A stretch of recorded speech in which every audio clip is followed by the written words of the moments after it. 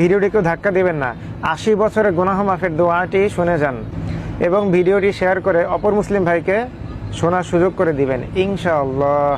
দোয়াটি হলো আল্লাহুম্মা সাল্লি আলা মুহাম্মাদিন নাবিয়িল উম্মি ওয়া আলা আলিহি ওয়া সাল্লিম তাসলিমা।